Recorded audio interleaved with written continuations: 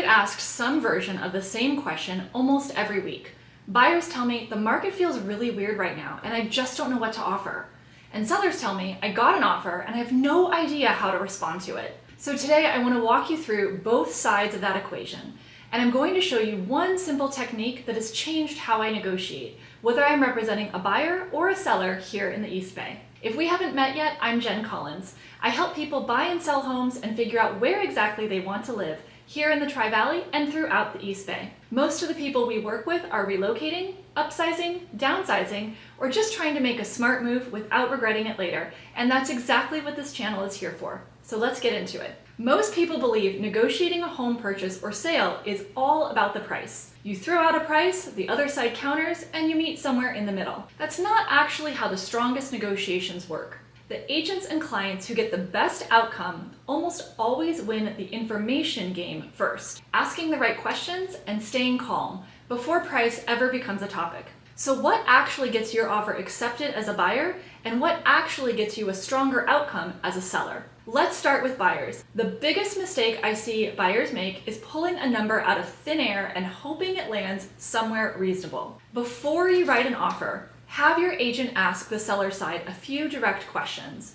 First, how did they arrive at their list price? What comps did they consider when setting the price? You'll often learn more than you expect, sometimes even that the home was intentionally priced low to attract multiple offers. Second, have your agent ask what matters most to a seller beyond price. A quick close, a rent back so they can have time to move, a buyer who's well qualified, or simply avoiding repairs. Knowing this before you write your offer lets you build those priorities directly into your terms, which makes your offer feel considered and thoughtful. Third, ask how you can make this an easy transaction for the seller. Their answer might reveal that they need extra time because they're building a home elsewhere, or that they'd love a fast close because they're already under contract on their next place. Every answer is a clue that you can build into your offer.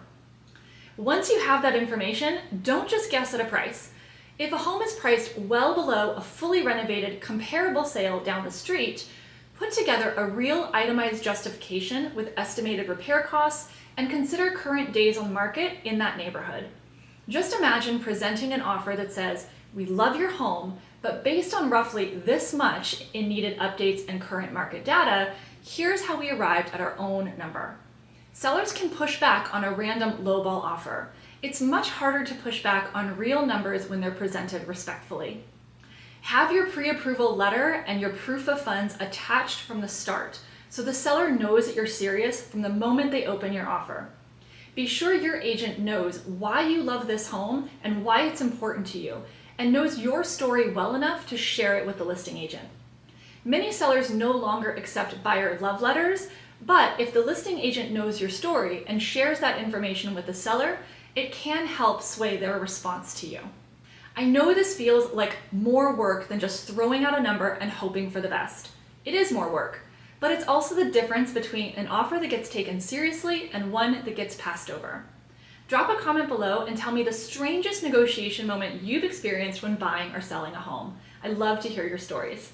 If you're starting to think about your own home buying journey anywhere in the East Bay, I'd love to help you navigate it.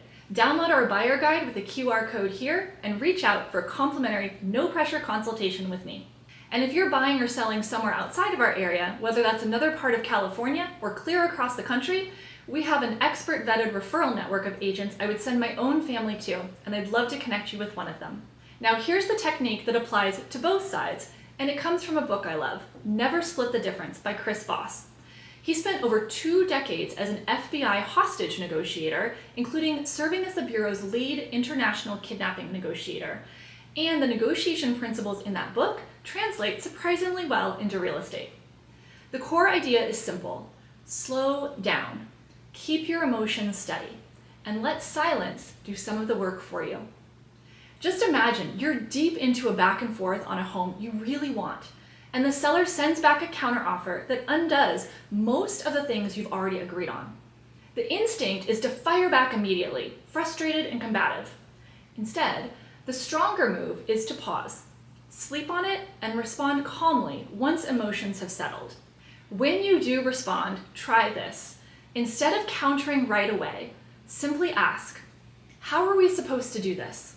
Then stop talking. Let the silence sit there, even if it feels uncomfortable. More often than not, the other side will start to fill in that silence with information, softening their position or explaining themselves in a way that gives your agent something real to work with. This works whether you're the buyer's agent responding to a tough counter or the listing agent responding to a lowball offer. The goal isn't to be combative, it's to slow everything down, ask calibrated questions, and get the other side talking enough that both sides can start negotiating with information instead of emotion. Now let's flip to the seller side, because a lot of what happens here starts before you ever list your home on the market. First, know your home's true value before you put a price on it. Bring in a few agents for their opinion and actually listen to what they tell you. Unfortunately, some agents will tell you that your home is worth more than it is to win your business, and then assume they'll get you to reduce the price later on. So really understand how they're coming up with the number they suggest. It's tempting to price a little high and hope that the market agrees with you, but the most valuable window you have is usually the first couple weeks on the market. If a home sits too long at an inflated price, buyers start to wonder what's wrong with it, even after you eventually lower the price back down to where it should have started. Second, if you receive an offer significantly below what you know your home is worth, don't take it personally and go silent. Ask the buyer's agent directly, how did you arrive at this number? What comparable sales or data supports the number you've offered? And ask specifically, what about the home is being valued down? Just imagine a buyer's agent responds that the kitchen isn't updated and the yard doesn't have a pool. Now you have something concrete to respond to instead of just a vague, disappointing number. Third, respond to every single offer, even the ones that frustrate you.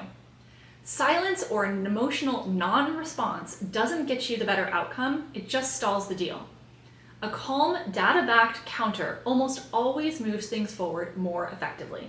So, if you're a buyer, be prepared to negotiate with real questions, real data, and your financing ready to go. And use a calm pause before you react to a frustrating counter. If you're a seller, know your true market value before you list and respond to every offer with data and composure instead of emotion. If you're a first-time buyer or seller, this is exactly why the agent you choose matters so much.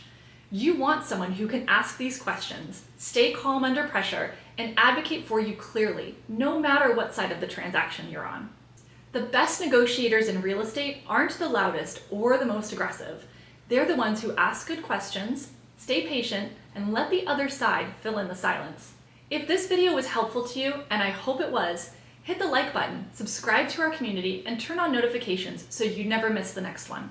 And if you know someone about to start their home purchase or sale here in the East Bay, please be sure to share this with them. I'm Jen with the Jen Collins Group, and we help people make smart, confident moves here in the East Bay, whether that's next month or a year from now. If you're planning to buy or sell your home in the East Bay, I'd love to guide you through the process. Call or text me at the number below to schedule your complimentary, no obligation strategy session. Thanks so much for watching, and I'll see you in the next video.